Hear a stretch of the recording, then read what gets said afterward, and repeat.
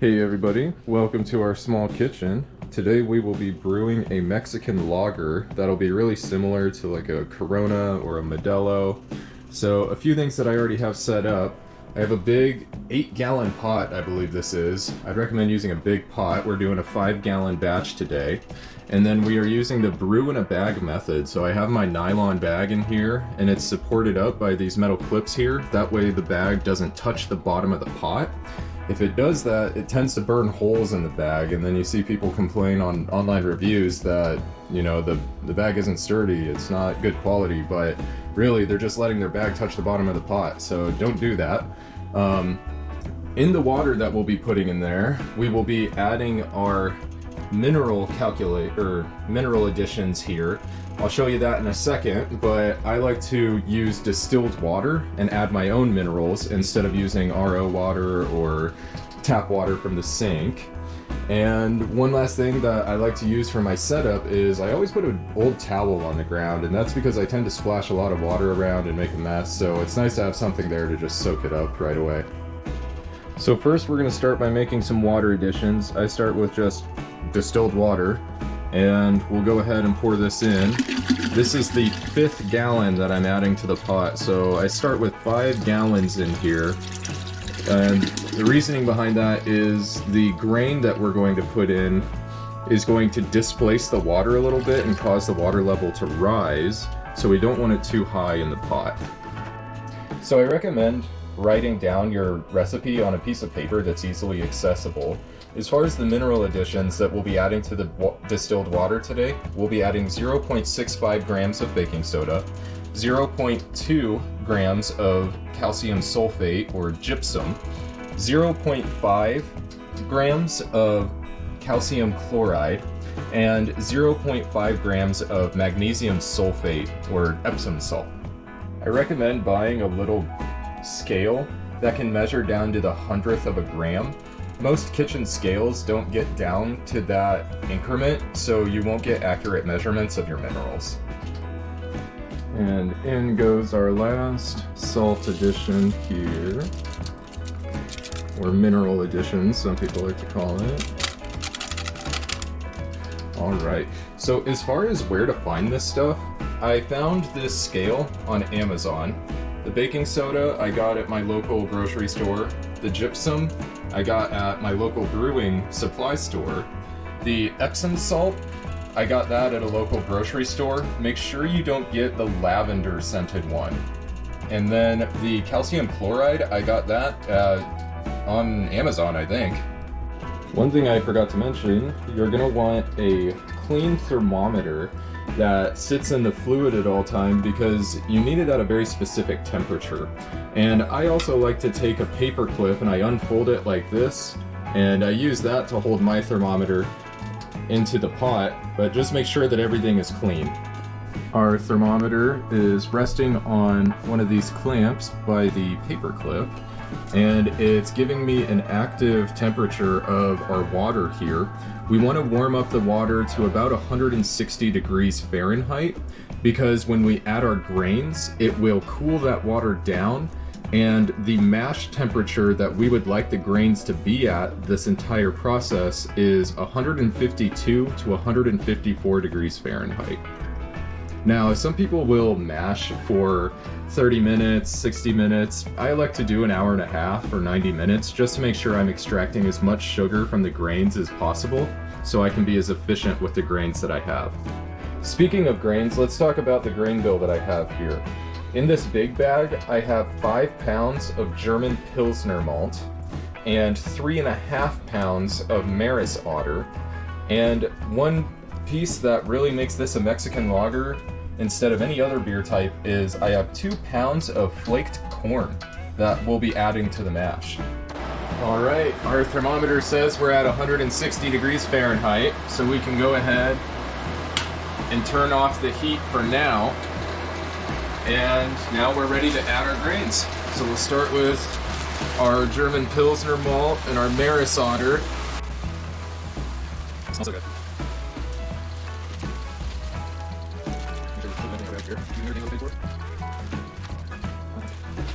And last but certainly not least, we have 2 pounds of flaked corn.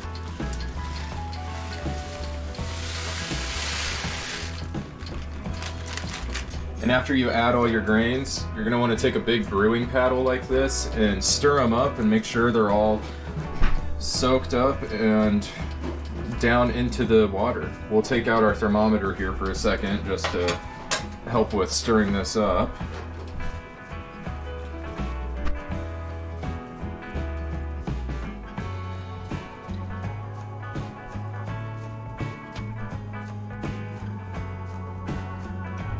And now everything is all stirred in. I tend to think that when you're mashing grains, it looks like a big pot full of oatmeal. And that's exactly what you want, real soupy oatmeal in there. So now that we added all our grains, we can stick our thermometer back in and see what our temperature is at. Looks like adding those grains dropped our temperature down to about 142 degrees Fahrenheit. So we'll turn our oven or stove back on, and that way we can raise the temperature back up to 154. After, 5 to 10 minutes on medium heat, we went up from that lower temperature to our desired mashing temperature. So we can go ahead and turn the heat off. And at this point, we just let the grains steep in this bag for an hour and a half. Again, you can do 30 minutes or 60 minutes if you want, but we just let it sit at this low temperature and let the grains have all that sugar extracted out of them and have that enzymatic process break it down into something that the yeast can eat later on. All right, so I got our timer set and we're currently mashing. One thing I want to mention is some people like to get up to their desired mashing temperature and then they just seal it up. They put like a coat around it to help insulate. That's definitely an option. I prefer to be a little more proactive and continuously take measurements to make sure that I'm at the temperature that I want and that I'm not dropping too low. And every 5 or 10 minutes or so, I like to come back in and just stir it up, mix the grains around, make sure that we're really getting a good extraction out of these grains. One thing you'll quickly figure out as a home brewer is brew day takes forever. So you're going to want to do a few things at once if you can. So while the grains are mashing, I'm going to mix up a big bucket of Star San. I got this jug of Star San off of Amazon, I believe. And so I'll be making a 5-gallon batch of it to sterilize some of my equipment. So we got a nice bucket of Star San mixed up. You use 1 ounce of Star San for every 5 gallons of water, and these are 5-gallon buckets.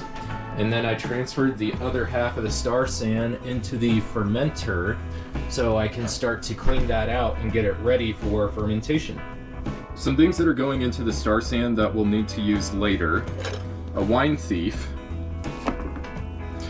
the airlock, a little plastic piece that goes inside the airlock, the top of the airlock, the seal for the airlock, our hydrometer, the inside part of our siphon, the outside part of the siphon, and the tubing, vinyl tubing for the siphon. Now once I have everything soaking in the Star San, one thing that I like to do is get the siphon already set up. So I put the inside part into the outer tube, and then I hook up the vinyl tubing onto the end of it. And then I go ahead and start pumping some Star San through the siphon. That way it's soaking the inside, the part that the beer will be touching. And it just helps give me peace of mind that I'm using clean equipment and I'm not going to infect my beer as it's getting transferred into the fermenter. An hour and a half is finally gone by, so we're done mashing at this point. There were a couple times where the temperature dropped below 152, so I just turned on the stovetop onto low heat, warmed it back up to above 154 about, and kept the temperature exactly where I wanted it. I stirred the grains every 5 to 10 minutes, and we are ready to pull this bag out and drain everything down into the pot and get ready for the boil. So I transferred the grain and the big pot over to the sink, that way it's easier to deal with. And then I have this metal grate that's kind of like what you would find inside of an oven, and I put that over the pot, and then I put the bag up on top of that. That way all the juices drain down back into the pot. We're trying to collect as much of the sugar content from this grain as possible, so we drain all the juices out. I'll even use the lid to the pot and squeeze some of the juice out. Some people say not to do that because it releases tannins. I've never had that issue, and from other people that I've watched brew, they also do the same thing and they've never had that issue. So I wouldn't worry about it too much. And then what I'll do after that is take some hot distilled water and pour it over the bag, and I'm gonna try and get even more sugar out, and then I'm gonna squeeze that juice out as well, so we're getting as much of it out as possible, and then we can transfer the pot back over to the oven and start the boil.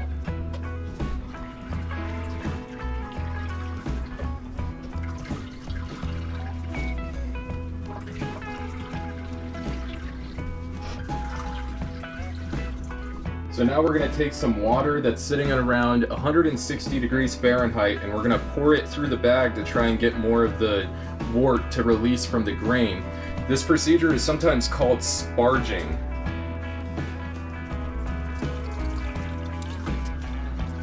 And you want it to go really slow so it has time to go through and soak up any last sugars that we can before we discard the rest of the grain.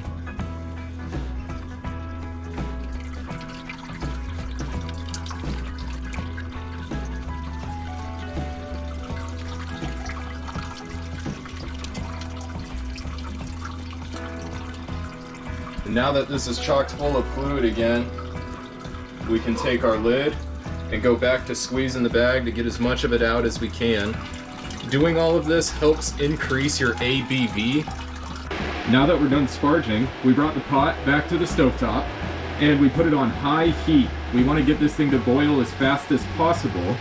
While it's on high heat, I try to stir the pot as much as possible, and also I try to scrape the bottom of the pot with my beer paddle here to try and prevent any scorching to happen at the bottom, which will give your beer off flavors that you don't want. Alrighty, we officially started boiling here. So the first thing we're gonna add is the hop spider. So this is basically just a big giant strainer for the hops. And so we'll add that. This really helps in the long run by preventing all of the sediment that the hops can add to the beer, and it just makes it easier to transfer it over to the fermenter and get less sediment, so that in the end you end up getting a much clearer beer. The hops that we'll be using today are Motueka hops. We'll do 2 additions, 1 ounce at the beginning of the boil and then another ounce about 10 minutes before the boil ends. I chose these hops because they're supposed to impart a lemon lime type flavor to the beer, which works really well with Mexican lagers. So we'll go ahead and add this first addition.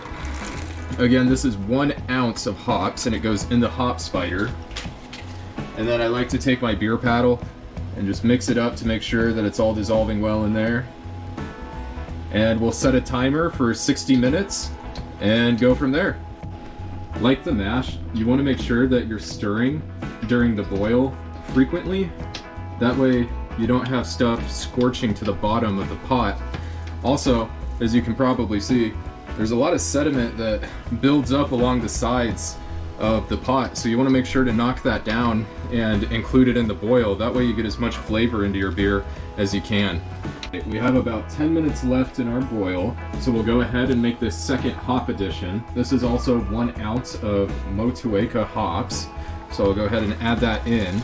The second addition adds more aromatic notes, which means it gives the beer a better aroma and taste, whereas that first hop addition gives the beer more bittering notes, which tends to balance out the sweetness in the beer. We have about 5 minutes left in our boil, so the last thing that I'm going to add here is a Whirlfloc tablet. And you add that to the beer, not in the hop spider, in the actual beer. And you want to stir to make sure it dissolves well. What this is going to help do is help take all that sediment and have it precipitate out of the solution down into the bottom of the pot, and ultimately that gives you a clearer beer in the long run. And if you think about it, if you get a glass of Corona or Modelo, those beers are crystal clear, so that's what we're shooting for here. So the next part of this process is cooling down the beer as fast as you can. This point in the brewing process is when the beer is at its most fragile state, because we basically have a giant pot full of sugar water, and bacteria love that stuff. So we'll try to do this as quick as possible. The first thing we're going to do is pull out our hop spider, and there's a bunch of matter in there that fortunately we didn't get inside the beer and it gets strained out, so we'll drain this out first. So we got our hop spider all drained out, and now we just have our beer sitting in the pot right here. The next thing we're going to want to do is take that thermometer that we put inside the sanitizing fluid and place this down into the beer so that we know what the temperature of the beer is. It's important that anything that touches the beer from this point forward is sanitized because we don't want a bacterial infection of this sugar water. To chill the beer down, as you can see, I have cold water running out of the faucet into this sink, which has been plugged, and it runs around, and the hot water that comes to the top spills over into the next sink and drains off. I do this until the beer reaches about 100 degrees Fahrenheit. At that point in time, I add a bunch of ice into the water to chill it down to the pitching temperature, which is where we add our yeast, and that temperature is about 70 degrees Fahrenheit. Now, some people like to use what's called a beer chiller, which is a coil of copper tubes that they put into their beer during the boil, so it's sanitized, and they run cold water through that and it sprays out the other side, and that chills the beer down from the inside. It's a little bit faster, but it's also another piece of equipment that you have to maintain and clean afterwards, so I prefer to do it this way. Now that the temperature of our beer is below 100 degrees Fahrenheit, I stopped pouring water and I threw in giant blocks of ice that I put in the freezer overnight. I just use these Tupperware containers, the thin ones. That way I can slide it down into the water around the pot, and that helps cool it down even faster, and it's more environmentally friendly not to be dumping water out the faucet for 5 to 10 minutes on end. So this will help us chill the beer down to 70 degrees Fahrenheit, and then we'll transfer it into our fermenter and pitch our yeast. Finally, now that the beer is cooled down to less than 70 degrees Fahrenheit, I'm using the siphon to suck the beer down into the fermenter, which I have down on the ground here. And when you're doing this, you want to try and keep the siphon as close to the top level as possible. That way you're not soaking up all of the trub that's settled down to the bottom of the beer. Alright, now that the beer is transferred over, the first thing I'm going to do is add some yeast nutrient. I picked this up at my local homebrew store, and I always add just a few sprinkles in just to give the yeast what they need to help do the job of converting sugar into alcohol. Next, if you look on the side of the bucket, the fluid line is about right here, which comes out to about 4.5 gallons. It's normal to lose water during the brewing process, so I just go ahead and add more distilled water until I'm a little bit above the 5-gallon mark, because ultimately when I siphon this into my keg, I'm going to lose a little bit of volume due to the sediment that's at the bottom. So by bringing it up above the 5 gallons, I can make sure that I get 5 gallons into the keg. So we'll go ahead and add some refrigerated distilled water here to help cool it down even more.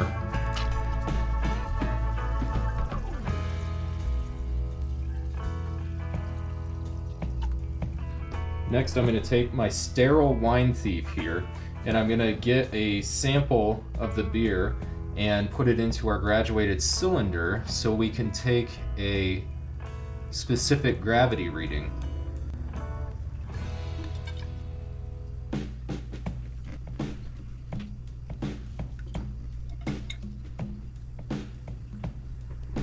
And last, we'll take our hydrometer here, give it a little spin,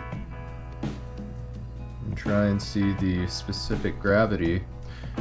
1058 according to this, but I'm sure that's a little skewed due to the large amount of sediment inside the beer right now. Alright, the final and most important thing that we're going to add is our yeast, and I am using SafLager S23. So we can just pitch this right into the beer. And I'm using 2 packets. Usually 1 SafLager packet will be enough for a 5-gallon batch. However, it says on these packets that you should use 1 in 10 to 15 liters, and 5 gallons is definitely over 15 liters. Alright, and the last thing to do before putting this thing in the fridge to ferment is adding our airlock. So I got our little black rubber seal in there, and now I'll just push our airlock into place, and we are good to go. This will ferment in the fridge for about a week to 2 weeks, depending on how long it takes the yeast to do their job. And the ideal fermentation temperature for this yeast is 53 to 59 degrees Fahrenheit. So I'm going to go right in the middle of there, and I'll have it ferment at 56. I ferment my beer when it needs to be cold, such as a lager, inside my kegerator. And one way that I control the temperature is I have a little temperature probe right here, and that runs out through the back of the kegerator and couples up to my temperature controller here, so that I can monitor the temperature inside the kegerator and control what that temperature is within a 2-degree range. Congrats to everybody who made it to the end of this journey. The last part of the day, my absolute favorite, is cleaning up the enormous mess that I made in brewing this beer.